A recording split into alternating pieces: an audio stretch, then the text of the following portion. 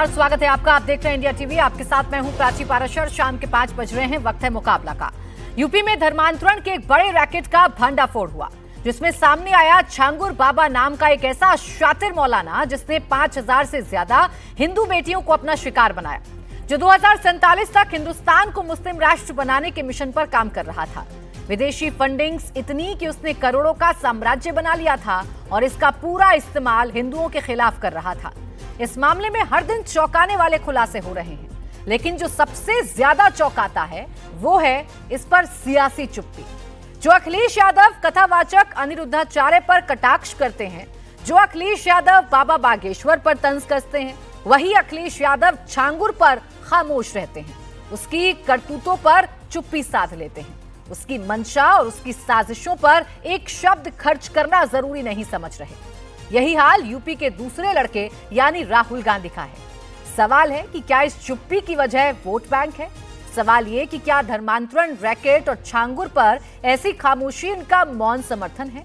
आज इन्हीं सवालों पर करेंगे मुकाबला। खास मेहमान हमारे साथ जुड़ रहे हैं। रोहित अग्रवाल, प्रवक्ता आरएलजी हमारे साथ हैं। मोहम्मद फैज खान, संयोजक एमआरएम हमारे साथ हैं। आशुतोष वर्मा, प्रवक्ता समाजवादी पार्टी हमें ज्वाइन कर रहे हैं। और अंसार रजा, फाउंडर जीएनएफ, इस वक्त हमारे साथ हैं। आप सभी का बहुत बहुत स्वागत है। तो छांगुर पर यह सियासी खामोशी क्या बताती है? छांगुर पर यह सेलेक्टिव चुप्पी क्या बताती है? आज इसी पर करेंगे चर्चा। खास मेहमान हमें ज्वाइन कर चुके हैं। आशुतोष वर्मा जी, आप ही से शुरुआत कर रही हूं, आप ही के नेता की बात मैं कर रही हूं, तो आप ही मुझे बताइए, छांगुर पर बोलने के लिए क्या किसी शुभ मुहूर्त का इंतजार कर रहे हैं अखिलेश यादव? धन्यवाद। और मुझे लगता है कि झांगुर बाबा जैसे जो कहानियां चल रही हैं, जो इस समय तथ्य यूपी एटीएस ने किया है, उसके लिए उनको साधुवाद।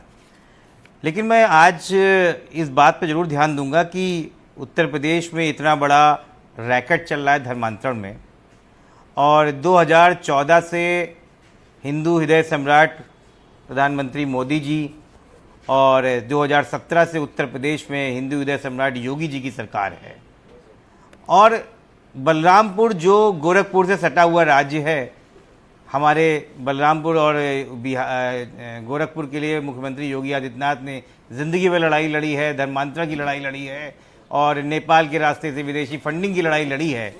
जब वो मुख्यमंत्री हैं पिछले 6-7 सालों से, उनकी नाक के नीचे, उनके ज़िले के बगल में इतने बड़ा अगर धर्मांतरण का रैकेट चल रहा है, तो सवाल विपक्ष से नहीं पूछना चाहिए, सवाल अखिलेश यादव से नहीं पूछना चाहिए, सवाल योगी आदित्यनाथ से पूछना चाहिए। मैं तो ये मानता हूं कि सरकार को ये पता था, सरकार को ये पता था और सरकार की नाक के नीचे ये काम हो रहा है और योगी आदित्यनाथ जी को ये पता था। क्योंकि अगर इनको नहीं पता है तो इससे बड़ा सिस्टम का फेलियर नहीं हो सकता कि करोड़ों अरबों रुपए की विदेशी फंडिंग हो रही है और लखनऊ के पास हो रही है, गोरखपुर के पास में हो रही है और मुख्यमंत्री को कुछ पता ही नहीं है। ये तो शर्मनाक है। और 2017 से पहले ये देश की मीडिया की स्थिति ये हुआ करती थी, जैसे रेप प्रदेश हुआ तो अखिलेश यादव की फोटो लगा के चला दिया करते थे। उसके बाद अंधेर नगली अखिलेश राजा, अखिलेश यादव की फोटो लगा दिया जाती थी। उसके बाद कब मिलेगा बेटियों का इंसाफ, फिर अखिलेश यादव जी की फोटो लगा के चला दिया जाता था। ठीक है। लेकिन कहीं इंडिया टीवी ने या देश की किसी मीडिया ने पिछले 1 महीने में योगी आदित्यनाथ की और झांगुर बाबा की फोटो लगा के कोई आज तक यहाँ ना आप भी सेलेक्टिव हो गए, नेम प्लेट चलाई हो, यहाँ पर भी आप सेलेक्टिव हो गए। तो मुझे आशुतोष वर्मा जी, सरकार से कार्रवाई का पक्ष पूछूंगी ना, नहीं, सरकार तो ये बताएगी कि छांगुर बाबा फल फूल कैसे गया। लेकिन आप मेरे प्रश्न का जवाब दे दीजिए ना। अखिलेश यादव हर मुद्दे पर खुलकर बोलते हैं। अनिरुद्धाचार्य के साथ उनका जो वाद विवाद है वो तो पूरे सोशल मीडिया पर छाया हुआ है। बाबा बागेश्वर अंडर द टेबल क्या लेते हैं वो पब्लिकली बोलते हैं। तो मुझे लग रहा था कि छांगुर बाबा पर भी बोल देंगे, छांगुर पर भी अपना वक्तव्य रखेंगे। अब विपक्ष की भी तो भूमिका होती है ना, और मैं आपको कल्प्रिट नहीं बना रही हूँ। बिल्कुल मैं तो सिर्फ इतना चाह रही हूँ आपसे, जो सवाल आशुतोष वर्मा जी ने मेरे सामने रखे, आशुतोष जी जो सवाल आपने मेरे सामने रखे, वो अखिलेश यादव क्यों नहीं पूछते हैं सरकार से छांगुर बाबा का नाम लेकर? नहीं, बिल्कुल बिल्कुल सही है। देखिए, मैं तो सिर्फ मीडिया का वो चेहरा दिखा रहे थे जो लोग 2017 से पहले भूल गए थे। इसलिए इतनी परेशान होने की बात नहीं, ये हकीकत है, ये हम सब ने देखा है। मैं तो परेशान ही नहीं हो रही आशुतोष वर्मा जी। जिस दिन आपने आशुतोष वर्मा जी, आप जितनी बातें कर रहे हैं ना, मैं तो मुस्कुराहट के साथ आपके सवालों के जवाब भी दे रही हूँ और आपके आरोप जो है उनका सामना भी कर रही हूँ। लेकिन आप ये बताइए ना, मैं जो सवाल कर रही हूँ उसका सामना आप क्यों नहीं कर रहे हैं? अच्छा बताइए, मैं तलवार लेके खड़ा हो जाऊं क्या? मुझे बोलने देंगे तब तो मैं बोलूंगा। मैंने 2 मिनट दिए थे आपको बिना किसी इंटरप्शन के बोलने के।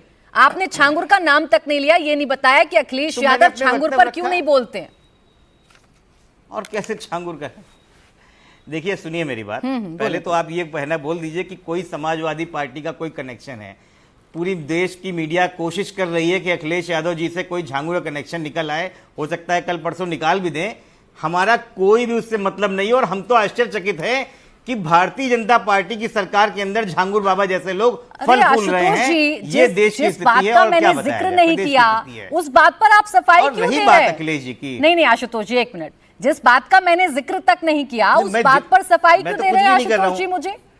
मुझे नहीं चाहिए आपकी ये वाली सफाई, क्योंकि मैंने कहा नहीं एक बार भी। आप मुझसे कह रही ना आपने नाम नहीं लिया। हाँ तो मैं नाम लेने का मतलब कनेक्शन थोड़ी ना होता है, ये तो आप फॉर्मूला बता रहे हैं।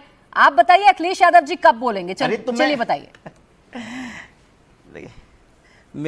प्राची जी देखिए, पहले तो आप समझिए, अनिरुद्धाचार्य का जो वीडियो है वो 3 साल पुराना है, मीडिया आज दिखा रही तो मैं क्या करूं?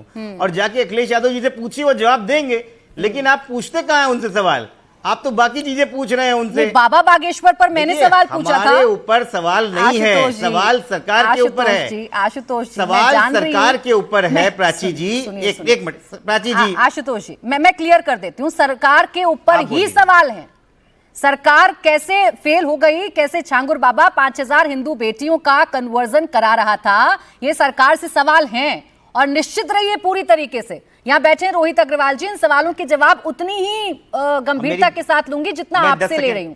पहले अपने नेता पर बता जाइए ना, फिर बढ़ती हूँ रोहित अग्रवाल जी के पास, आपके सवाल लेकर आती हूँ। बोले।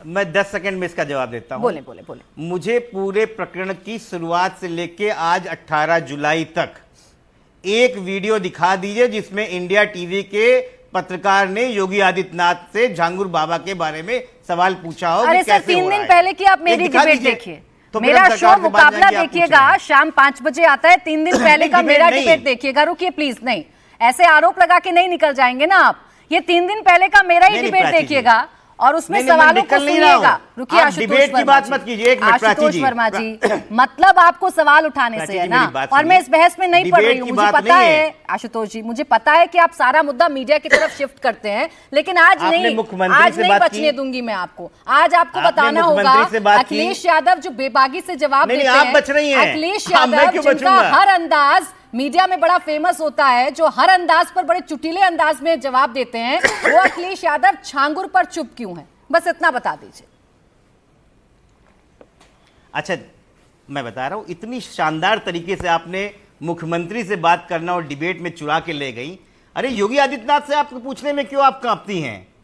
दिखाइए प्राची जी ने कब योगी आदित्यनाथ से पूछा है झांगुर के बारे में? अरे सर, आशुतोष वर्मा जी कांप आप रहे हैं, आप कांप रहे हैं क्योंकि आपके नेता बोले तो है नहीं, अब आपको बताने के लिए कुछ है नहीं, तो आप कांपेंगे भी और दूसरे पर आरोप भी लगाएंगे। मैं जानती हूँ डिफेंस करने का सबसे अच्छा तरीका अटैक ही होता है, मैं ये जानती हूँ, और आप यही कर रहे हैं। बोल दीजिए ना अखिलेश यादव कब बोलेंगे? चलिए मैं फिर कोशिश करती हूँ, मैं फिर रोहित अग्रवाल जी की तरफ बढ़ूंगी। और मैं फिर कह रही हूँ सर आपसे, मेरा शो मुकाबला शाम 5 बजे आता है। 3 दिन पहले का शो आशुतोष वर्मा जी उठाकर देखेंगे और ये समझेंगे कि किसमें कितना दम है। ठीक है ना सर? मैं तो सवाल पूछती हूँ लेकिन आप सवालों से भागने लगते हैं एक्चुअली, बस इतना ही अंतर है। बता दीजिए अखिलेश यादव हम भाग नहीं, हम तो मुस्कुरा के बैठे हुए हैं। मैं भी मुस्कुरा रही हूँ। योगी आदित्यनाथ से पूछिए। मैं भी मुस्कुरा रही हूँ। मुख्यमंत्री से पूछ रही है, मुख्यमंत्री से पूछिए। मैं भी मुस्कुरा रही हूँ और आप भी मुस्कुरा रहे हैं, ये तो बड़ा हसीन इत्तेफाक तो हो ही रहा है इस वक्त। बस इतना बता दीजिए। मेरी वॉल्यूम थोड़ी तेज कर लीजिए, अखिलेश यादव जी मेरी वॉल्यूम तेज कर लीजिए। मेरी वॉल्यूम है भाई।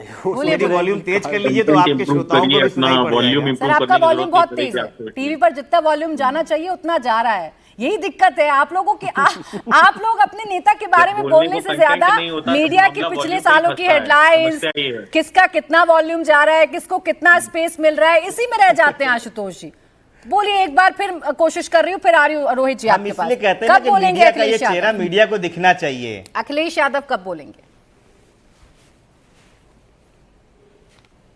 मुख्यमंत्री जब बोलेंगे तब पूर्व मुख्यमंत्री भी बोलेंगे। ठीक है, रोहित अग्रवाल जी जिस दिन मुख्यमंत्री जवाब देंगे और आप पूछ पाएंगे मुख्यमंत्री से। रोहित अग्रवाल, मैं तो पूछती हूँ सर, मैं तो आपसे भी पूछ रही हूँ, मैं तो उनसे भी पूछूंगी। अंतर सिर्फ इतना है कि आप गोल पोस्ट बदलते हैं।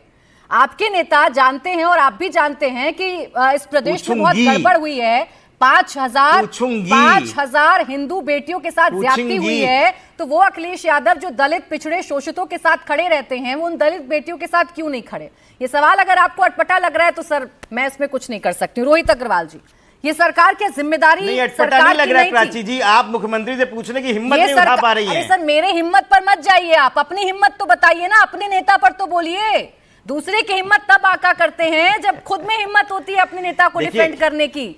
तो ये डिबेट प्राची वर्सेस आशुतोष ना बनाकर इस डिबेट को मुद्दे पर रखती हूँ। प्राची जी मैं जवाब दे दूं? रोहित अग्रवाल जी, ये जिम्मेदारी मैं आपसे लड़ाई भी नहीं कर सकता हूँ, मैं जवाब दे दूं? मुझे आवाज मैं चिल्ला भी नहीं सकता हूँ। प्राची जी मैं जवाब दे दूं? रोहित अग्रवाल जी, ये जिम्मेदारी क्या सरकार की नहीं थी? आज सरकार के सामने मामला आया तो बजाय इसके कि आप ये बताएं कि कहां कहां पर गलतियां हुई, इसे पूरी तरीके से सांप्रदायिक रंग देने की कोशिश क्यों की जा रही है?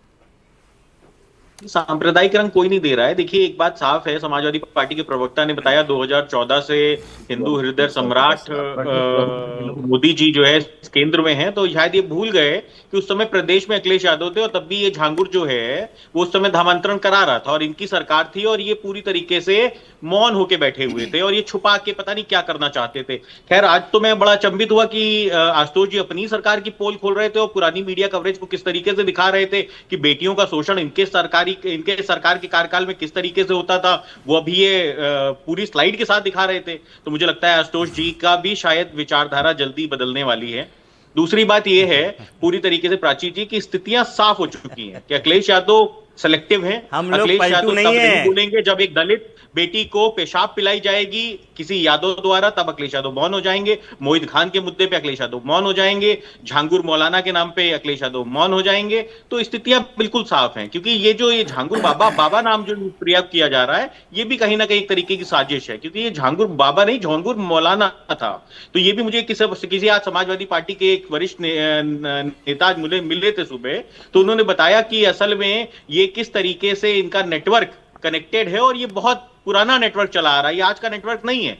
ये तो इस सरकार में आने के बाद ये लोग जैसे मेढक घुस जाता है ना हाइबरनेशन में, वैसे ही ये सब घुस गए थे।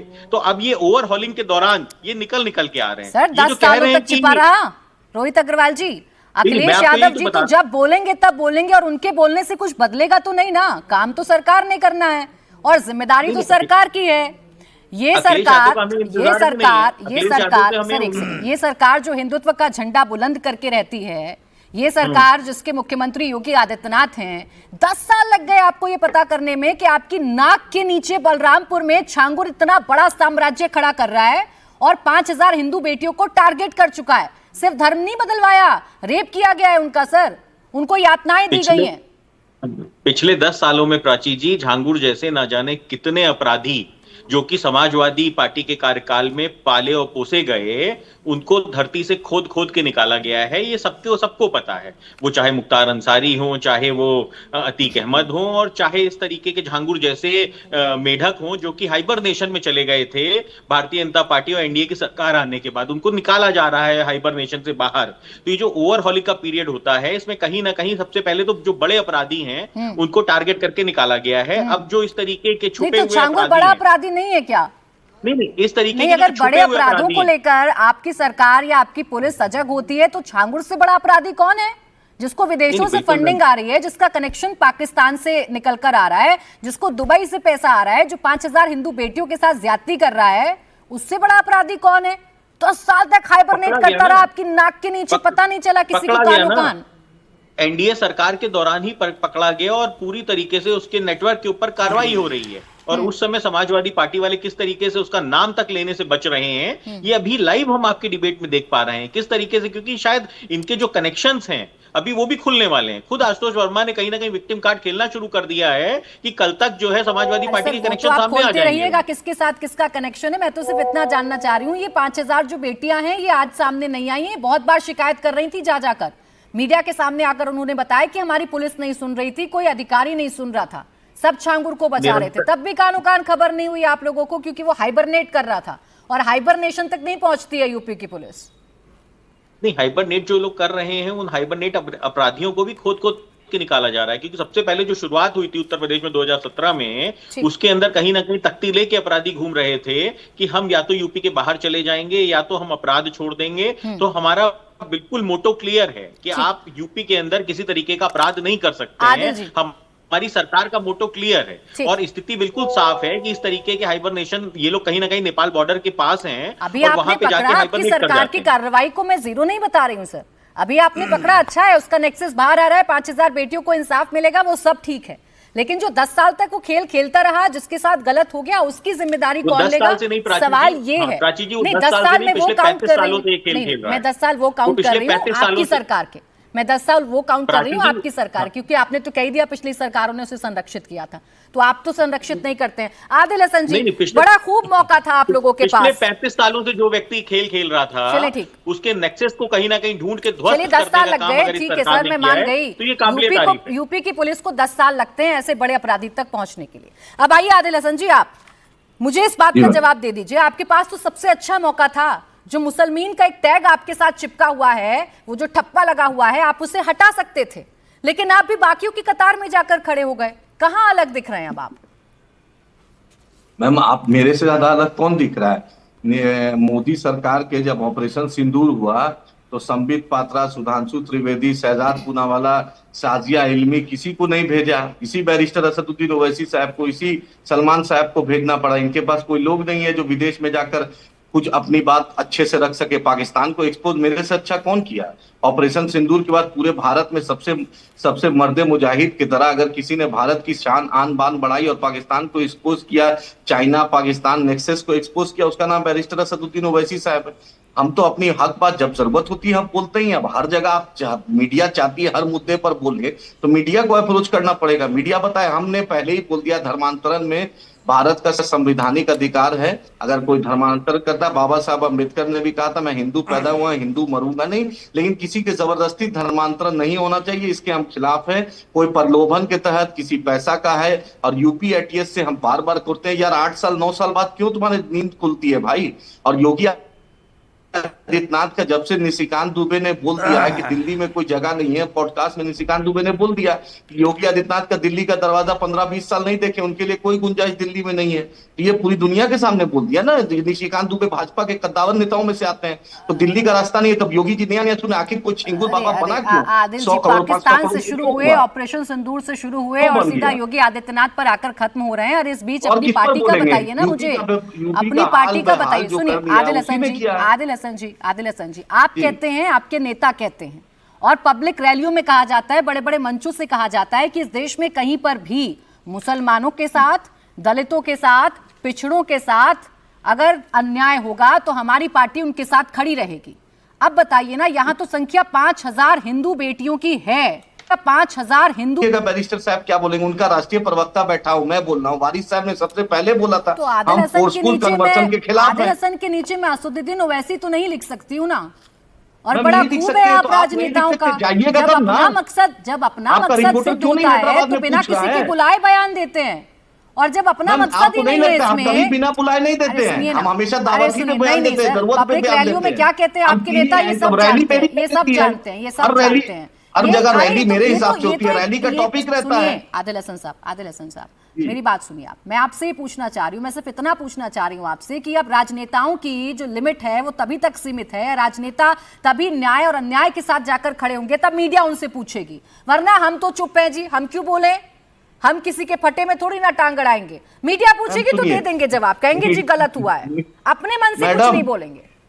मैडम, जो मीडिया नरेंद्र मोदी की डिग्री नहीं पूछ पाती है, जो मीडिया अमित शाह से सवाल नहीं पूछती है, हेमंता बिस्वासा का भ्रष्टाचार नहीं पूछ पाती है, जो मीडिया भाजपा के नेता को वॉशिंग मशीन नहीं पूछ पाती है, जो मोदी 11 साल से एक प्रेस इंटरव्यू नहीं दिया उस पर मीडिया सवाल नहीं पूछती है, और आम जूस के खाती है। चुप रहिए ना रोहित अग्रवाल, क्यों बीच में चुप बोलने रहना दीजिए, है? इनको बोलने दीजिए। रोहित अग्रवाल जब तक नहीं बोलेंगे ना रोहित अग्रवाल जी, एक सेकंड हो जाइए, रोहित अग्रवाल जी एक सेकंड हो जाइए, दोनों की आवाज जरा डाउन करिए, दोनों की आवाज जरा डाउन करिए। जब तक नहीं बोलेंगे ना आदिल हसन जी मीडिया पर, तब तक इनको लोकप्रियता नहीं मिलेगी, इनकी वीडियो वायरल नहीं होंगी। तो एक बार तो बोलना बनता है ना इनका, एक बार तो बनता है बोलना। इनके नेता पर सवाल पूछूंगी तो ये मीडिया से सवाल पूछेंगे, ये मुझे मैडम जिसने जो आवाज पहले दोनों डाउन करिए। रुकिए सर, रुकिए रोहित जी, आप भी रुकिए और आदिल हसन साहब आप भी रुकिए। मैंने आपके नेता से उनकी नेक दिली, आपकी पार्टी के विचारधारा पर सवाल पूछ दिया तो आप लगे इधर उधर की बात करने। आए बाएं दाएं मत करिए ना, दे दिया मौका आपको, आपने बता दिया मीडिया क्या करती है, मीडिया क्या नहीं करती। अब बताइए ओवैसी साहब क्या करते हैं, ये बताइए ना आप। ओवैसी साहब जब भी जो जरूरत होती है देश की आन बान शान बढ़ाने के लिए करते हैं। हम चवन्नी अठन्नी नहीं करते हैं कि अखिलेश यादव की मदद से राज्यसभा चले जाएं फिर पाला बदल लेते हैं, हम वो नहीं करते। हम वही करते हैं डंके की चोट पे करते हैं, बीजेपी के खिलाफ थे और रहेंगे। अरे हिंदू बेटियों को जरूरत नहीं है आदिल हसन जी, 5000 हिंदू बेटियों को क्या असदुद्दीन ओवैसी साहब की जरूरत नहीं है? प्लीज रुक जाइए, हम तो बोल ही रहे हैं कि गलत हुआ है, हम तो बोलिए यूपी हाई कोर्ट के सिटिंग जज से जांच करा दीजिए। यही अंतर बताना चाह रही थी मैं अपने दर्शकों को, प्लीज दोनों की आवाज डाउन करिए। मैं यही अंतर अपने दर्शकों को बताना चाह रही थी ना कि यहाँ आकर गलत कह देंगे लेकिन सड़क पर नहीं उतरेंगे, क्योंकि मसला 5000 हिंदू बेटियों का है ना और सामने छांगुर है, तो नहीं बोलेंगे। सिर्फ यहाँ आकर गलत बोल देंगे, रटा रटाया जवाब दे देंगे। हाँ, मीडिया पर ऐसे जरूर लिख सकते हैं आदिल हसन साहब और बाकी तमाम जो विपक्ष के नेता हैं। अब फैज खान साहब आप मुझे बताइए, ये छांगुर पर सेलेक्टिव चुप्पी क्या बताती है? छांगुर किसी धर्म मजहब से जुड़कर तो नहीं देखा जा सकता ना, किसी भी मजहब में। क्या ये तो नहीं जायज होगा कि किसी को लाइए और जबरदस्ती उसका धर्म परिवर्तन करवा दीजिए? बिस्मिल्लाहिर्रहमानिर्रहीम। भारत माता की जय। आदरणीय प्राची जी, सबको आपने समय दिया, मुझे भी धैर्य से 2 मिनट आप दीजिएगा। कुरान शरीफ कहता है हल जज़ाउल एहसान इल्लल एहसान, एहसान का बदला एहसान होता है। प्रधानमंत्री श्री नरेंद्र मोदी जी ने इज्जत बख्शी ऑपरेशन सिंदूर के समय जो MIM के चीफ हैं उनको, तो उस इज्जत को पचाइए, जगह जगह चैनल में बैठकर उल्टी ना कीजिए, मेरा ये निवेदन है। पहली बात ये। अब मैं आपको बताऊं कि कोई भी धर्म परिवर्तन अलाउ नहीं करता है। मैं आपको संविधान इस्लाम और सनातन के हिसाब से बताता हूं। संविधान भय और प्रलोभन देकर धर्म परिवर्तन कराने का विरोध करता है और उसके लिए दंड का प्रावधान है। इस्लाम कहता है लकुम दीनकुम वलिय दीन, आप अपने धर्म में रहिए, मैं अपने धर्म में रहूंगा। सनातन ये कहता है, गीता का श्लोक है, श्रेयांस स्वधर्मो विगुणः परधर्मात् स्वनिष्ठुतात् स्वधर्मे निधनम श्रेया परधर्मो भयावह। कितने भी कष्ट आ जाएं किंतु अपने धर्म को कभी नहीं छोड़ना चाहिए, क्योंकि धर्म परिवर्तन के भयंकर परिणाम आते हैं, जो कि 1947 में हमने देखा। पाकिस्तान बन गया, बांग्लादेश बन गया, कश्मीर में डेमोग्राफी चेंज हुई, क्या हुआ? केरल में डेमोग्राफी चेंज हुई, मुर्शिदाबाद में डेमोग्राफी चेंज हुई, क्या हुआ? और मैं कहना चाहता हूं, बार बार प्रश्न उठ रहा है ना कि योगी जी क्यों नहीं बोलते हैं, योगी जी क्यों नहीं बोलते हैं, योगी जी क्यों नहीं बोलते? मैं एक बात कहना चाहता हूं, अपराधियों पर योगी जी नहीं बोलते हैं, अपराधियों पर योगी जी का बुलडोजर बोलता है, जो कि दिखाई दे रहा है। उसके घर को तोड़ दिया गया है, जो कि दिखाई दे रहा है, उसके अकाउंट सीज कर दिए गए हैं और उसकी कई पीढ़ियां पछताएंगी।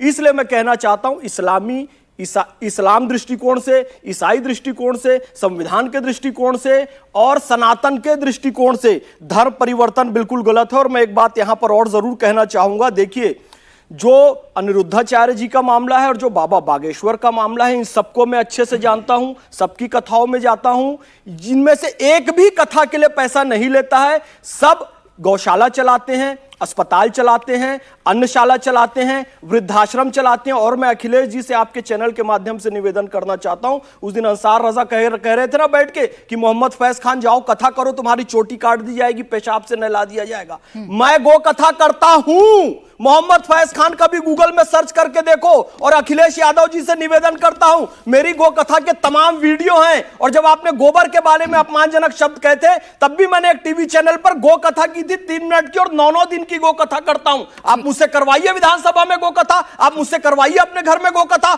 मैं आपको गाय का मतलब बताऊंगा। एक मुस्लिम, मैं हवलदार अब्दुल हमीद रसखान अशफाकुल्ला खान का रूहानी वंशज मोहम्मद फैज खान गोकथा करने तैयार है। ठीक है, यानी आपकी बात से ये समझ में आता है कि किसी भी धर्म मजहब में इस तरीके से धर्म परिवर्तन की इजाजत बिल्कुल नहीं अब इसे आइसोलेट कैसे किया जाएगा? अंसार रजा साहब, ये जिम्मेदारी अब आप लोगों की है। सरकार जागी तो अब आप लोग सो गए, ऐसा लग रहा है सबने आंख बंद कर लिया और एक चुप्पी सी नजर आती है। क्यों नहीं छांगुर को अलग कर दिया जाता है?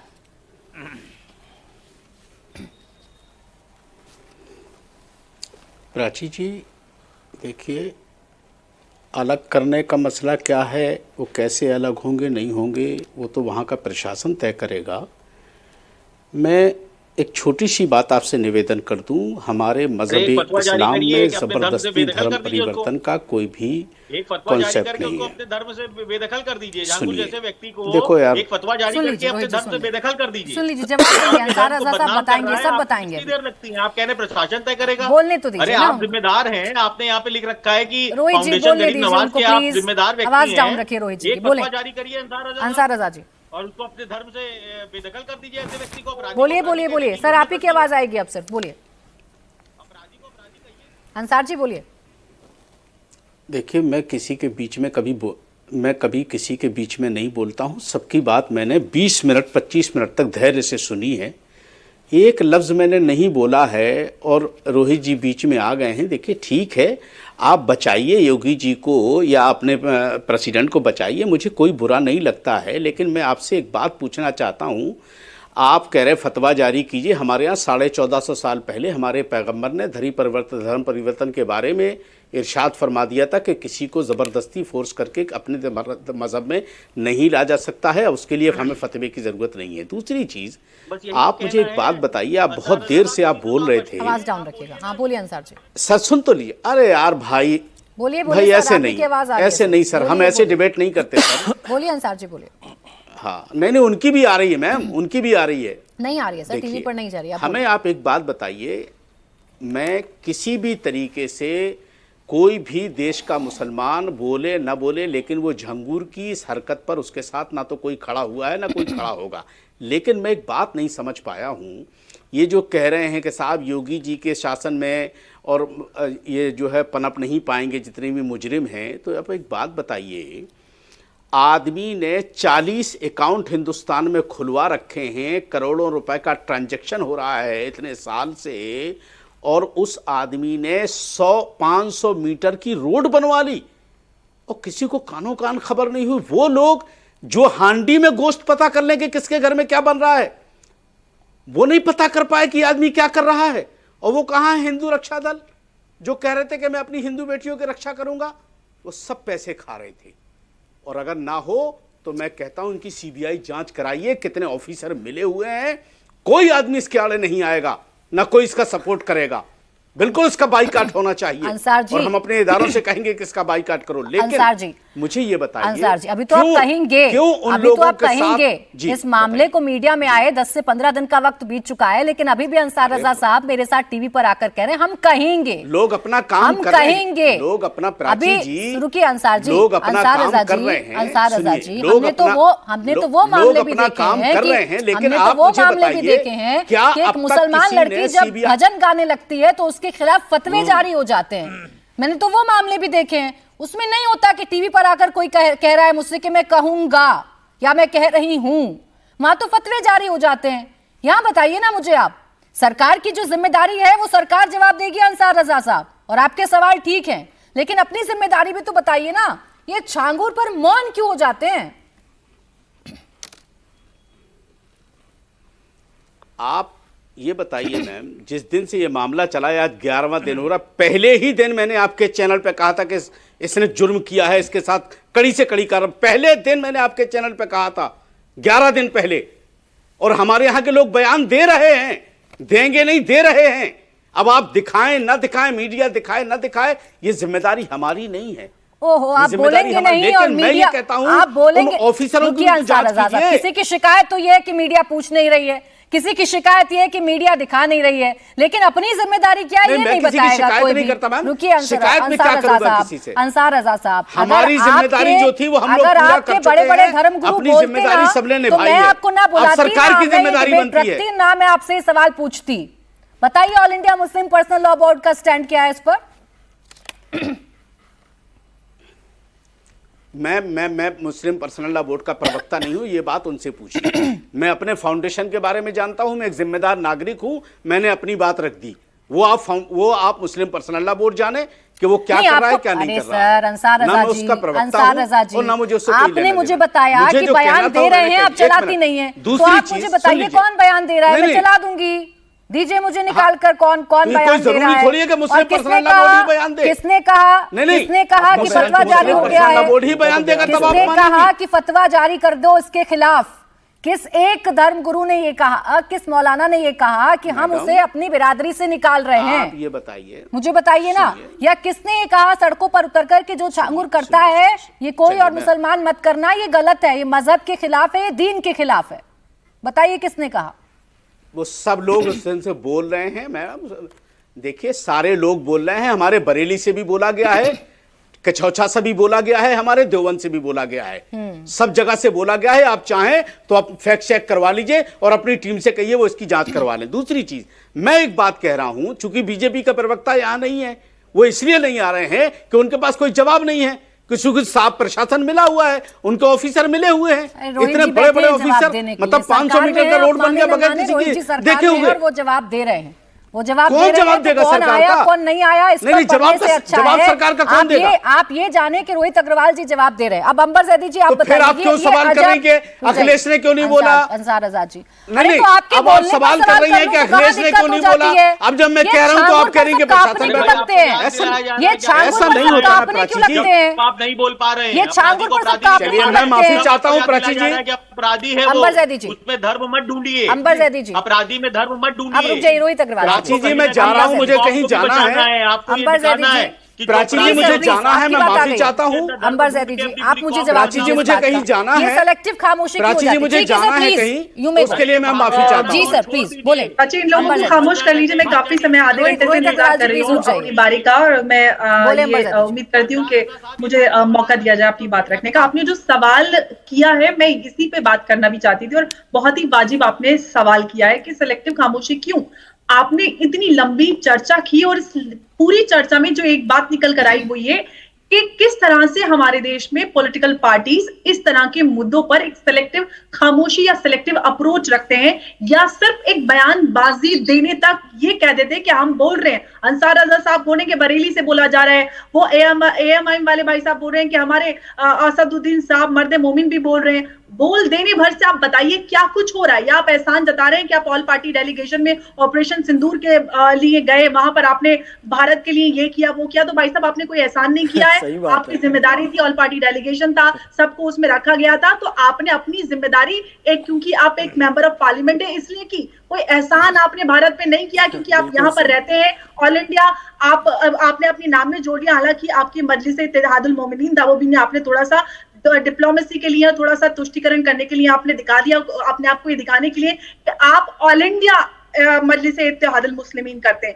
खैर अब बात आती है इस मुद्दे की, और ये पूरा जो हमारा राजनीतिक ढांचा है या धार्मिक ढांचा कहें इस देश का, उस ढांचे की पोल खोलता है कि किस तरह से हम तुष्टिकरण और वोट बैंक की राजनीति के लिए अपनी राष्ट्रीय सुरक्षा के साथ कॉम्प्रोमाइज करते हैं। यहाँ पर बैठे लोग हर कोई कह रहे हैं कि हम लोग बयान दे रहे हैं, हम लोग बोल रहे हैं, कोई भी यहाँ पर बैठा इसके पीछे कारणों के पीछे किसी ने भी चर्चा नहीं की कि क्या कुछ कारण है जो इस तरह की चीजें गतिविधियां भारत में ही खासतौर से होती। और साथ ही हमारे सामने यूके का एग्जाम्पल है, आप यूके का पूरे यूरोप का हाल देखिए, क्या कुछ वहां पर हालत है, किस तरह से आज एक डेंजरस स्थिति में पहुंच चुका है। वही साजिश भारत के साथ होती आई और इसके पीछे पूरी साजिश में खास तौर से पाकिस्तान है। पाकिस्तान हर वो मुमकिन साजिश करता है भारत में डेमोग्राफिक इम्बैलेंस क्रिएट करने के लिए। आप सीमावर्ती राज्यों में देख लीजिए क्या स्थिति बनी है। देश की हाई कोर्ट उत्तर प्रदेश से लेकर झारखंड, हर जो भी सीमावर्ती राज्यों की हाई कोर्ट्स हैं वो लगातार संज्ञान ले रही हैं, सरकारों से अनुरोध कर रही हैं कि आप इन मामलों पे गंभीरता दिखाइए। देश में कल्चरल और डेमोग्राफिक इम्बैलेंस हो रहा है जो हमारी राष्ट्रीय सुरक्षा के साथ बहुत बड़ा खिलवाड़ है। साथ ही साथ आप सबको याद होगा डॉक्यूमेंट 2047, वो आप बहुत सारे लोग भूल गए होंगे, लेकिन वो लोग जो इस मुद्दे पर काम करते हैं, जिनका ख्वाब है गज़वा-ए-हिंद, वो दिन रात इस ख्वाब को जीते हैं और पल पल काम करते हैं। यहाँ पर बैठे धार्मिक लीडर से मेरी ये गुजारिश है कि जो हमारा दीन कहता है कि सबसे पहले अपने देश के लिए आप अपनी जान दो, जान न्यौछावर करो। आपकी जिम्मेदारी है कि हर उस बेसिक मुद्दे पर बिल्कुल ठीक है अंबर जी बिल्कुल ठीक है। एक सवाल मैं और आपसे पूछूंगी, आपने डेमोग्राफी का जिक्र किया, आपने कहा कि माहौल बहुत सेंसिटिव है, बहुत बड़ी बड़ी साजिशें की जा रही हैं, लेकिन क्या ऐसे वक्त में 10 सालों तक छांगुर का नहीं पकड़ा जाना, हालांकि वो कई सालों से धर्मांतरण कर रहा था, मौजूदा सरकार के कार्यकाल की मैं बात कर रही हूं, नहीं पकड़े जाना आपको फेलियर नहीं लगता कि ये पहले पकड़ा जाना चाहिए था? इसने 5000 हिंदू बेटियों के साथ गलत कर दिया। देखिए प्राची बहुत ही खतरनाक तरह का मुजरिम है और इतना बड़ा समय बीत जाना जरूर सवाल खड़े करता है, लेकिन सवाल ये भी है कि इससे पहले इस तरह के अपराधियों को आइडेंटिफाई भी नहीं किया गया। आज उत्तर प्रदेश के मुख्यमंत्री उस अपराधी के बारे में बात करती हैं और कहते हैं कि इस तरह के अपराधियों को बख्शा नहीं जाएगा, सजा दी जाएगी। इस तरह का कोई भी रैकेट चलता है, पहले जो एजेंसीज होती हैं सारे सबूतों को इकट्ठा करती हैं और सही तरह की कार्रवाई करते हैं, क्योंकि अगर इस तरह की कोई भी कार्रवाई की जाती है तो इस तरह की कार्रवाई में पहले ही लोग तैयार बैठे रहते हैं कि किस तरह से मुसलमानों को टारगेट किया जा रहा है। तो इस तरह के अपराधियों को पकड़ने के लिए पूरी तैयारी और पूरी पुख्ता सबूतों के साथ कोई भी एक्शन लिया जाता है। तो मुझे लगता है कि समय भले ही लगा है लेकिन 10 साल लगे हैं। और अंबर जैदी जी ये सारी मजबूरियां वो 5000 हिंदू बेटियां नहीं समझेंगी ना, जिनके साथ ये सब कुछ हुआ है। मैं इस बात को बिल्कुल जायज मानती हूँ कि इतना समय जरूर सवाल खड़े करता है, लेकिन अपराधियों पर कार्रवाई हो ये बहुत इंपॉर्टेंट है। ठीक है, अब आशुतोष वर्मा जी, अपराधियों पर कार्रवाई हुई तो आप भी मानेंगे बहुत इंपॉर्टेंट है। देर से ही सही, अभी छांगुर कम से कम गिरफ्त में तो आया है और उसके नेक्सस का भंडाफोड़ तो हो रहा है, लेकिन ऐसे वक्त में जो पॉलिटिकल खामोशी होती है आशुतोष जी, मैं सिर्फ उस पर सवाल कर रही हूँ आपसे, आपकी कोई जिम्मेदारी तय नहीं कर रही हूँ। ये पॉलिटिकल खामोशी, क्योंकि पॉलिटिकली लोग बोलेंगे तब तो पीड़िताओं को हिम्मत मिलेगी।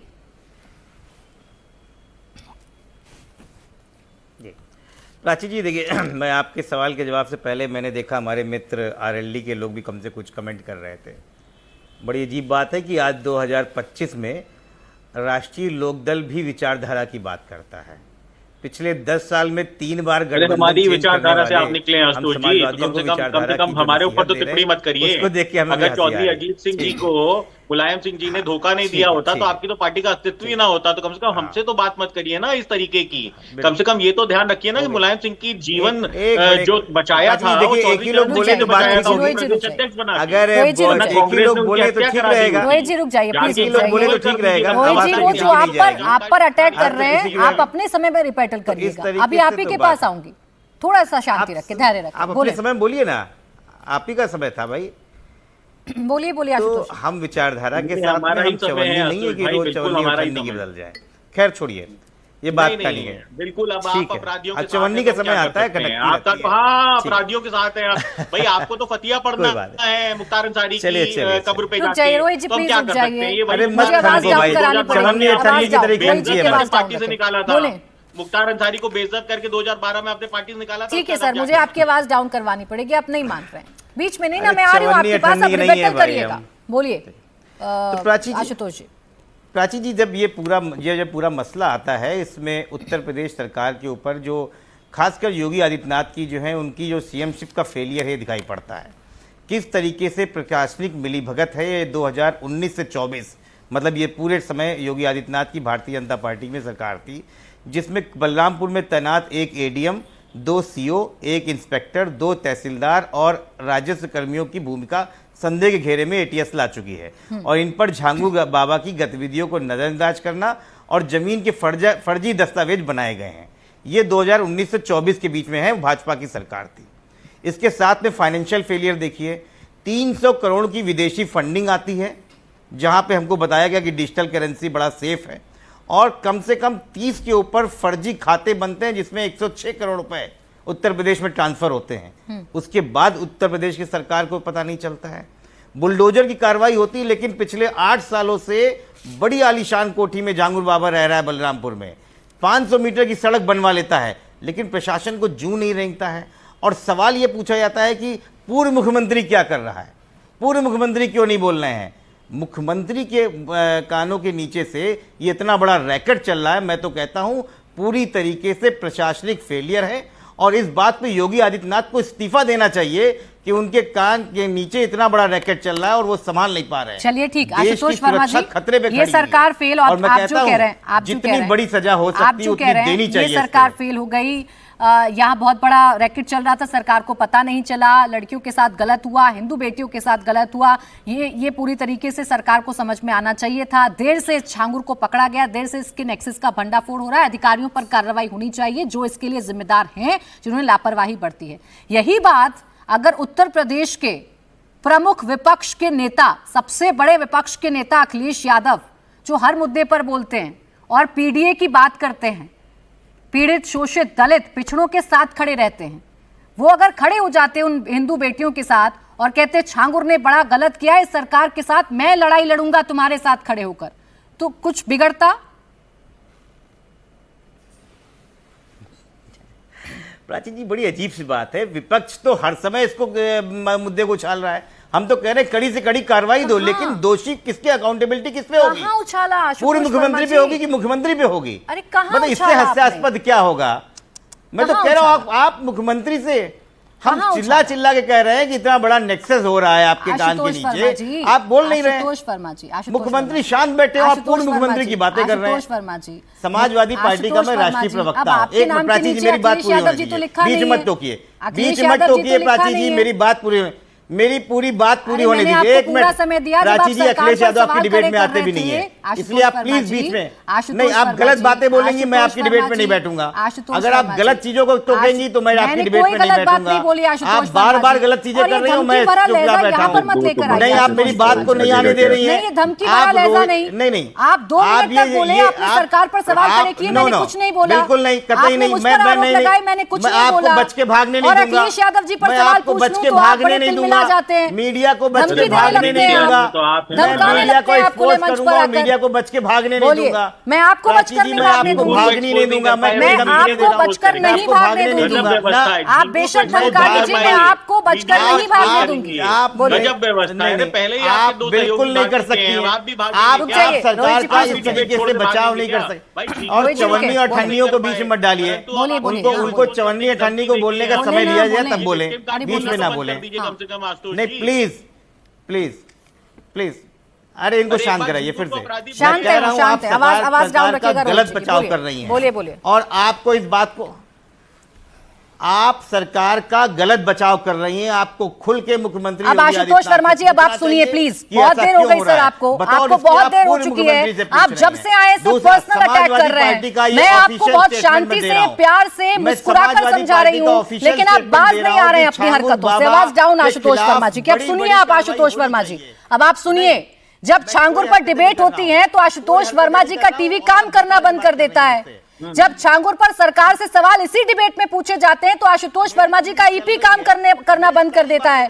लेकिन अखिलेश यादव को लेकर सवाल पूछा जाए तो आशुतोष वर्मा धमकी देते हैं कि मैं आऊंगा नहीं आपके डिबेट पर। फिर ये तरीका ठीक है क्या?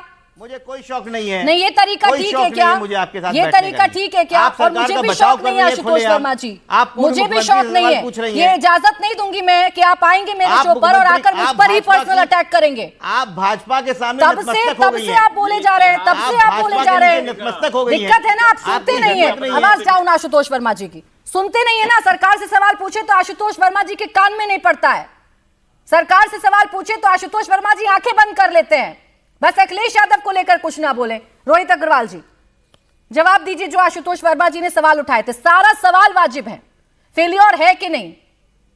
उन अधिकारियों का क्या होगा जिन्होंने गड़बड़ की, जिन्होंने लड़कियों की शिकायतों के बारे में सूचना नहीं दी और दबाते गए इस मसले को?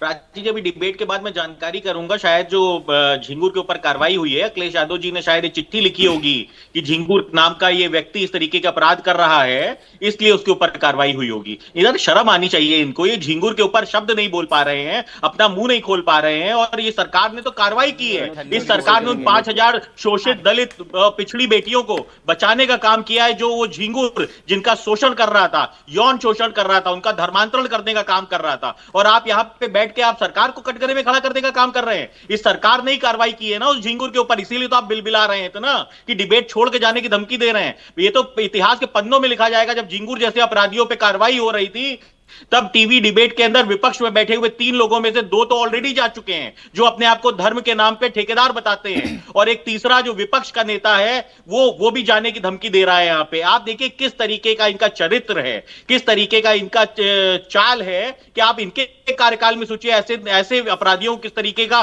संरक्षण मिलता होगा कि जो आज जब इसके ऊपर कार्रवाई हो रही है तो उसको अपराधी कहने की बजाय उस कार्रवाई के ऊपर सवाल उठाने का काम कर रहे हैं कि सरकार क्यों नहीं बोल रही है। अरे सरकार ही तो बोल रही है और सरकार ही बुलडोजर चला रही है उसके काले कारनामों के ऊपर। नहीं रोहित जी, अब हर बात पिछली सरकारों पर डालकर बचा तो नहीं जा सकता है ना। हर बात ये कहकर कि अखिलेश यादव ने क्या किया, समाजवादी पार्टी ने क्या किया, बचा तो नहीं जा सकता है ना। मैं प्रश्न सिर्फ इतना पूछ रही हूं रोहित अग्रवाल जी, आपकी नजरों में ये फेलियर है कि नहीं? छांगुर अगर इतना बड़ा साम्राज्य खड़ा कर चुका है, और बकौल जो आप कह रहे हैं मैं मान लेती हूं पिछली सरकारों में उसने साम्राज्य चलिए खड़ा कर लिया, लेकिन अब तो आपकी सरकार है ना, वो रोड बनवा लेता है, वो नेक्सस चलाता है, दुबई से उसके अकाउंट में पैसे आते हैं और किसी को पता नहीं चलता, वो भी तब जब पीड़िताएं शिकायत करती रहती हैं। सवाल इस बात को है, फेलियर है कि नहीं है ये? प्राची जी, किसी से छुपा हुआ नहीं है। 2017 से पहले उत्तर प्रदेश को किस नाम से जाना जाता था? अपराध प्रदेश के नाम से उत्तर प्रदेश को जाना चाहता था। यहाँ पे कोई व्यापारी अपनी यूनिट लगाने के लिए नहीं आता था, कोई व्यापारी व्यापार करने के लिए नहीं आता था। जिस तरीके से ये पिछली सरकारों ने उत्तर प्रदेश को कहीं ना कहीं क्राइम का नेक्सस बना रखा था, उसको तोड़ने के लिए एक लंबा समय लगता है और उस नेक्सस को निरंतर तोड़ा जा रहा है। 2017 के बाद से अगर आप देखिए तो निरंतर अपराधियों के ऊपर कार्रवाई हो रही है, बिना धर्म देखे हुए, बिना जाति देखे हुए और बिना किसी तरीके की संरक्षण भी हुए। रोहित जी बार बार पिछली सरकारों का हवाला देकर कब तक अपने जो फेलियर हुआ है उससे बचते रहिएगा? ये ठीक नहीं है ना। पिछली सरकारों ने जो किया जनता ने उन्हें बता दिया, जनता ने उन्हें सत्ता से बेदखल कर दिया। आप लोगों को सत्ता मिली है तो आप सुनिश्चित करिएगा ना किसके साथ कहां पर क्या नाइंसाफी हो रही है, आप ही करिएगा। ना आशुतोष वर्मा जी करेंगे, ना अखिलेश यादव जी करेंगे। नहीं, प्राची जी बिल्कुल सुनिश्चित करेंगे। हमारे लिए समस्या तब हो जाती है जब उत्तर प्रदेश का प्रमुख विपक्ष मंगेश यादव के साथ इसलिए खड़ा हो जाता है क्योंकि वो यादव कम्युनिटी से आता है। जब वो मोहित खान के ऊपर मौन इसलिए हो जाता है क्योंकि एक विशेष कम्युनिटी से वो आता है और दलित बेटी के साथ अत्याचार करने वाले के खिलाफ बोलने में इनका मुंह चिपक जाता है। हमारे लिए समस्या तब हो जाती है जब धर्म और जातियों के नाम पे ये समाज को बांटना चाहते हैं, जहां पे हम विकास की राह पे लेकर चलना चाहते हैं। आशुतोष वर्मा जी, ये ऐसा नहीं है ना कि हर बार सवाल पूछें तभी जवाब देते हैं विपक्ष के नेता। आप अपने आप भी स्वतः संज्ञान लेते हैं, बाबा बागेश्वर अंडर द टेबल रिश्वत लेते हैं, ये सब आप सबको बताते हैं, पैसे लेते हैं आप सबको बताते हैं, इस मसले पर क्यों नहीं बोलते? ये सवाल है रोहित जी का। झिंगुर दिखाई नहीं पड़ता। देखिए प्राची जी, हमारी बहुत क्लियर भाई चवन्नी भाई, अब चवन्नी लोग ना सलाह दिया करें। अरे टोटी चोर भैया, टोटी चोर नहीं, ऐसी भाषा का इस्तेमाल नहीं है कि विपक्ष भैया टोटी मत चुरा ले। नहीं, ना आप इस्तेमाल करेंगे रोहित जी और ना आशुतोष जी करेंगे, दोनों में से कोई नहीं करेगा। मुद्दे पर रहकर बात करते हैं, किसी पर कोई पर्सनल अटैक नहीं करेगा। बोलिए आशुतोष जी। नहीं, मैं पर्सनल अटैक नहीं कर रहा हूँ, मैं तो कह रहा हूँ स्टूडियो की टोटी चेक करवा लीजिएगा डिबेट खत्म होने के बाद। टोटी नहीं रोहित जी, इस तरीके के कमेंट नहीं, आप मुद्दे पर रहिए, मुद्दे पर रहकर जितने सवाल पूछने आप करिए। प्राची जी, मैंने तो जवाब रोहित जी ठीक है, बोलिए आशुतोष जी। नहीं, चवन्नी शब्द आप ही के वहां से आया था, हमारे वहां थोड़ी आया था भाई। नहीं, ठीक बात है, हम तो सिर्फ टोटी चेक करवा रहे हैं सर। विपक्ष में जब भी सवाल पूछा गया है तो हम उसके अरे भाई, आपकी जयंत चौधरी जी की धर्मपत्नी ने चवन्नी शब्द निकाला था, हमने नहीं निकाला था, इसलिए मैं आपकी पार्टी के शब्द बोल रहा हूँ। आप गलत चीज को लेके जा रहे हैं। मैं आपसे सहमत हूँ आशुतोष जी। आगे बढ़े, दूसरे की पार्टी से शाम पर बात कर लें तो बेहतर होगा। बहुत स्टैंड क्लियर है डिबेट को। आपकी असल आपकी इस समय जरूरत है कि डिबेट भर भटक जाए, बहुत क्लियर कट है। को अपराधी कहने में आपका गला सूख रहा है, आपका अरे भाई बोलो दो, आवाज डाउन बहुत जल्दी सर, 20 सेकंड में अपनी बात कंप्लीट करिए। बोले आशुतोष जी। प्राची जी, विपक्ष का साफ साफ कहना है इस देश में एक जघन्य अपराध हो रहा है और विपक्ष और समाजवादी पार्टी का ऑफिशियल स्टेटमेंट है जो कड़ी से कड़ी सजा हो वो दी जाए। ठीक, लेकिन सवाल उसके साथ अकाउंटेबिलिटी सरकार में बैठे हुए अधिकारी और मुख्यमंत्री की तय हो।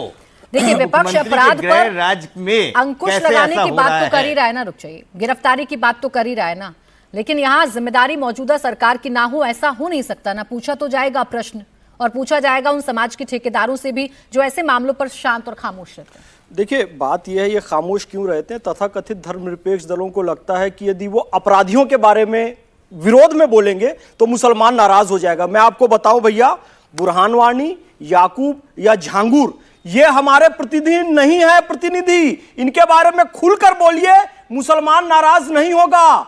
हमारे हैं डॉक्टर APJ अब्दुल कलाम, हमारे हैं हकीम खां सूर, हमारे हैं इब्राहिम खां गारदी, हमारे हैं रस खान। हमारे प्रतिनिधि ये हैं। अपराधियों को मुसलमानों का प्रतिनिधि नहीं बनाओ। मैं फिर कह रहा हूं, समाजवादी पार्टी हो, कांग्रेस पार्टी हो, आम आदमी पार्टी हो, कोई पार्टी हो, आप खुलकर अपराधियों के खिलाफ बोलिए। मुसलमान हैं ये सोचकर चुप नहीं रहिए कि मुस्लिम समाज नाराज हो जाएगा। हम लोगों को क्यों अपराधियों से आप जोड़ते हो? आप क्यों हमको कलाम साहब से कनेक्ट नहीं कर पाते? अशफाकुल्लाह खान से क्यों नहीं कनेक्ट कर पाते? आरिफ मोहम्मद खान साहब हमारे प्रतिनिधि हैं, झांगुर हमारा प्रतिनिधि नहीं है। यह झांगुर एक अपराधी है और इसके खिलाफ बोलिए। और मुझे शर्म आती है बार बार कहते हुए कि मुसलमानों का तुष्टीकरण और राजनीति का अपराधीकरण सबसे ज्यादा समाजवादी पार्टी और कांग्रेसी लोगों ने किया है। भैया हमको तुम्हारी अवतार पार्टी नहीं चाहिए, हमको तुम्हारा 1 साल टोपी पहन के आना और 5 साल टोपी पहनाना ये नहीं चाहिए। आप मुसलमानों के विकास पे काम कीजिए। ये संदेश अंबर जैदी जी कब जाएगा? ये क्यों जोड़ा जाता है? प्राची, मैंने स्टार्टिंग में यही बात की थी कि तुष्टीकरण की वजह से हमारे देश की ये स्थिति है और इसके लिए पूरी तरह से हमारा जो राजनीतिक तंत्र है वो जिम्मेदार है। और लेकिन ऑफ कोर्स जो मुसलमानों की बात है, मुसलमानों की जो आदतें हैं उसकी भी जिम्मेदारी है, क्योंकि उनको सिस्टमेटिकली उनकी आदतों को बिगाड़ा गया है, उनकी गलत बातों को ना उनको पॉइंट आउट करके। अब सवाल ये है कि जो सारी चीजें हो रही हैं उसमें हम यहाँ पर बैठ के चवन्नी अटन्नी टोटी ये सब करेंगे तो मुझे लगता है कि जो यहाँ पर बैठ के समाजवादी के प्रवक्ता हैं वो अपनी विपक्ष की जिम्मेदारी को पूरी तरह से दरकिनार करके वो दिखाना चाह रहे हैं कि जिस शिद्दत से समाजवादी पार्टी उत्तर प्रदेश में या फिर देश के मुद्दों को उठाती है, जहां पर मुस्लिम समाज पे कोई भी छोटा सा कोई भी हम देखते हैं कि देश में कोई भी बदलाव करने की कोशिश हो तो ऐसे दिखाते हैं कि समाज पे जुल्म हो गया, लेकिन हिंदू समाज में अगर जरा सा कुछ हो जाए उसको इतना बड़ा चढ़ाकर दिखा देंगे। वही पार्टी है जो उत्तर प्रदेश में जितने भी आतंकी होते थे उनको कानूनी मदद देते थे। आज यहाँ पर जब कोई लड़कियों का मामला आता था तो इनके राज्य में पुलिस शिकायत ही नहीं दर्ज करती थी। आज उत्तर प्रदेश में इन सारे मामलों पर कार्रवाई हो रही, कड़ी सजाएं दी जा रही है। तो यहाँ पर इनकी तो मोरल कोई उनके पास वो पोजीशन ही नहीं है कि वो इस तरह के मुद्दों पर बात कर सके। आज अखिलेश यादव जी बिल्कुल चुपचाप होकर किनारा लेकर बैठे हुए हैं और यहाँ पर आशुतोष वर्मा जी को यहाँ पर उन्होंने बैटिंग करने के लिए छोड़ दिया है कि भाई हारे या जीते आप ही अपना असर पड़वा के आना, क्योंकि उनके पास कोई भी मॉरल ग्राउंड बचा नहीं है। आप जैसी आशुतोष वर्मा जी बैटिंग का, आशुतोष वर्मा जी तो लग रहा है आज कुछ पिछला लेकर आए हैं। आज उनको सब मीडिया के बारे में आज ही कह देना है, आज सब कुछ मेरे बारे में कह देना है। मेरे पास समय नहीं है आशुतोष जी, मैंने भरपूर मौका दिया आज आपको आरोप लगाने का। बहुत बहुत शुक्रिया आप सभी का हमारे साथ आज की चर्चा में जुड़ने के लिए।